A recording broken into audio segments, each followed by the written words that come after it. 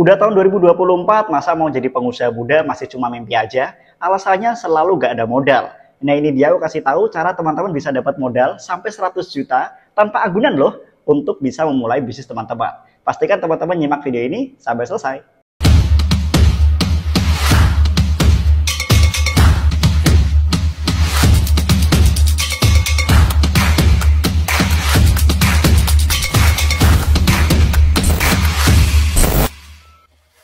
Halo teman-teman semuanya, welcome back to my YouTube channel Mas Nazik. Buat teman-teman yang belum subscribe, jangan lupa untuk subscribe ya, biar dapat insight kewirausahaan yang menarik lainnya. Hari ini spesial juga nih, aku mau bahas tentang bagaimana teman-teman bisa dapat pendanaan sampai 100 juta tanpa agunan. Ini adalah program pemerintah untuk teman-teman bisa jadi wirausaha, terutama teman-teman nih yang mau pengen jadi pengusaha muda. Nama program pendanaan ini adalah Kredit Usaha Rakyat atau KUR, tanpa agunan dan bunganya kecil banget, bahkan bunganya disubsidi oleh pemerintah teman-teman. Jadi kalau teman-teman meminjam misalnya 10 juta, bayarnya hanya 11 juta, bahkan bisa jadi kurang. Melakukan pinjaman 50 juta, bunganya juga hanya 2-3 juta aja. Ini murah banget, bahkan kalau pinjam 100 juta pun bunganya nggak lebih dari 5-6 juta. Artinya tidak ada 6% per tahun atau hanya 0,02% per bulan. Menarik kan? Bagaimana cara dapatnya? Simak video ini sampai selesai ya. Sebelum aku bahas tentang kredit usaha rakyat, teman-teman perlu tahu dulu nih bahwa pemerintah itu punya program kredit usaha rakyat. Program ini adalah program untuk menyuntikkan dana atau pendanaan kepada wirausaha-wirausaha mikro atau ultra mikro di Indonesia. Supaya apa? Supaya mereka bisa berkembang. Dan syarat-syarat pengajuannya itu mudah banget, tidak perlu agunan dan bunganya sangat kecil. Saking kecilnya, bunganya aja lebih rendah daripada inflasi. Lalu bagaimana pihak perbankan bisa untung kalau bunganya lebih kecil dari inflasi? Bunganya disubsidi oleh pemerintah. Jadi pemerintah itu setiap tahun menggelontorkan dana sekitar 60-70-an triliun untuk mensubsidi bunga kredit usaha rakyat. Jadi ketika kita mengakses pembiayaan KUR ini, maka kita dapat pokok jaminan, sedikit bunga, dan sisa bunganya dibayar oleh pemerintah. Enak banget kan? Udah nggak ada agunan, bunganya dibayarin pemerintah, dan kita dapat pokok pinjamannya. Itu bikin usaha mikro dan menengah bisa berkembang dengan mudah dan cepat. Sayang banget kalau teman-teman punya bisnis tapi nggak bisa mengakses KUR. Makanya penting banget sosialisasi lewat videoku ini. Tapi teman-teman perlu tahu 3 syaratnya terlebih dahulu. 3 syarat untuk mengakses kredit usaha rakyat dengan tanpa jaminan. Nah, aku akan membagi bagian daripada video ini supaya teman-teman bisa mudah memahami bagaimana cara dapat pendanaan kredit usaha rakyat sampai 100 juta tanpa agunan. Yang pertama adalah tentang legalitas atau punya legalitas usaha. Yang kedua, punya susunan laporan keuangan walaupun hanya 2-3 bulan. Yang ketiga, punya kredibilitas pribadi yang baik. Nah, ini penting juga nih. Jadi ada 3 bagian yang akan kita bahas, dari mulai legalitas, laporan keuangan, hingga kredibilitas pribadi teman-teman. Kita bahas mulai dari yang pertama dulu, tentang legalitas. Kalau kita pengen dapat pendanaan kredit usaha rakyat sampai 100 juta, aku juga biasanya sering pakai. Dulu pertama bangun CV ku juga pasti pakai kredit usaha rakyat. Itu penting banget teman-teman punya legalitas terlebih dahulu. Nah, legalitas ini simple banget kok, nggak perlu biaya yang mahal-mahal. Hanya perlu masuk ke website oss.go.id atau OSS, teman-teman bisa mengajukan nomor izin berusaha atau NIB. Nah, ini syarat dasar doang nih, dan nggak perlu biaya, ini gratis banget, tinggal teman-teman masukin aja nama, KTP, konfirmasi bidang usaha, dan teman-teman bisa dapat nomor izin berusaha. Itu legalitas yang wajib teman-teman lampirkan. Nah, yang kedua, teman-teman harus punya foto fisik tentang bisnis teman-teman. Jadi bisnisnya kalau berupa toko ataupun ruko, teman-teman harus foto tuh, ruko atau tokonya. Nah, terus modalnya dari mana Bang Kumas? Kan kita belum dapat modal. Namanya kredit usaha rakyat itu difungsikan untuk mengembangkan bisnis teman-teman ya. Bukan hanya memulai di awal. Kalau memulai, teman-teman hanya perlu memulai dalam skala yang kecil doang. Modal yang kecil aja. Tapi program KUR ini adalah untuk menyuntikkan dana ke masyarakat untuk mengembangkan bisnis masyarakat. Jadi bukan untuk memulai. Sehingga pastikan teman-teman udah start dengan uang pribadi dulu, walaupun dalam jumlah yang kecil, dan punya fisik bisnis yang bisa dilihat. Itu syarat legalitas yang kedua. Dan syarat legalitas yang ketiga adalah punya NPWP, baik itu pribadi ataupun usaha teman-teman.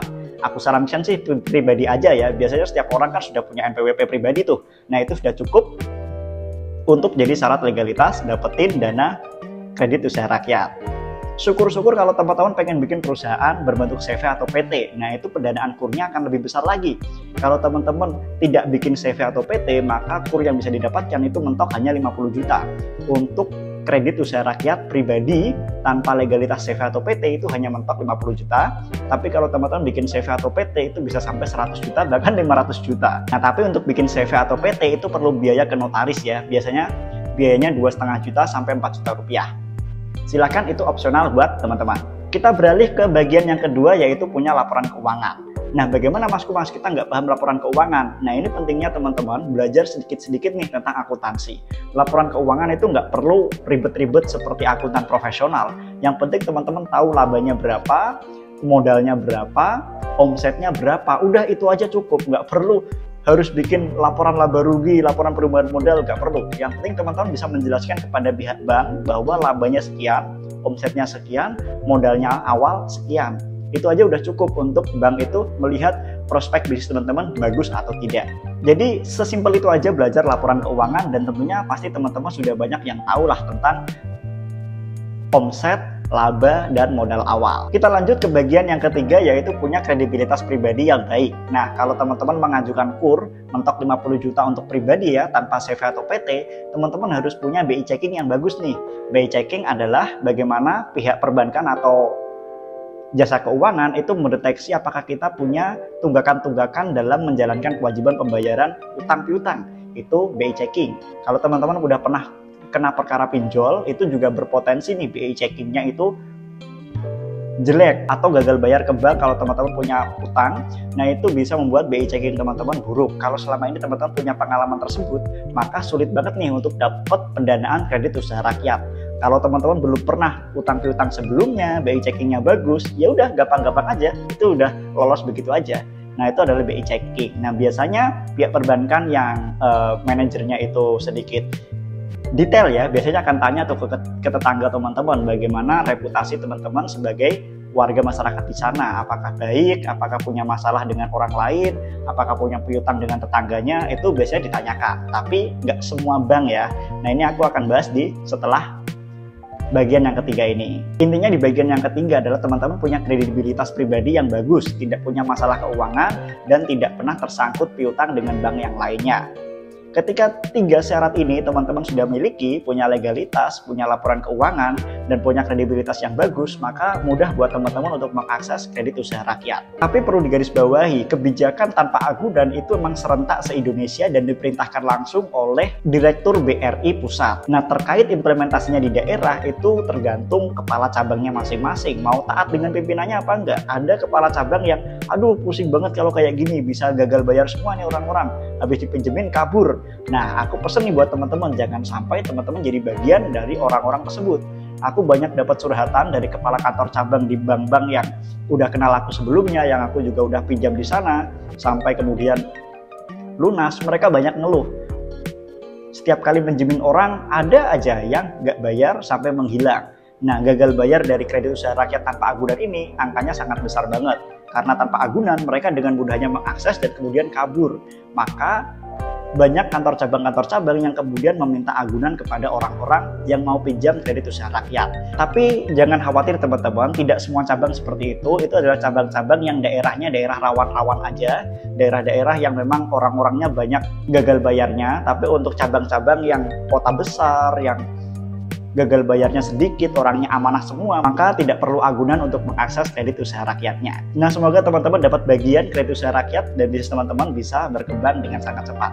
Itu aja informasi dari aku. Buat teman-teman yang belum subscribe, jangan lupa subscribe, like, dan share kepada teman-teman kalian. Aku Mas Agustiari, bye-bye.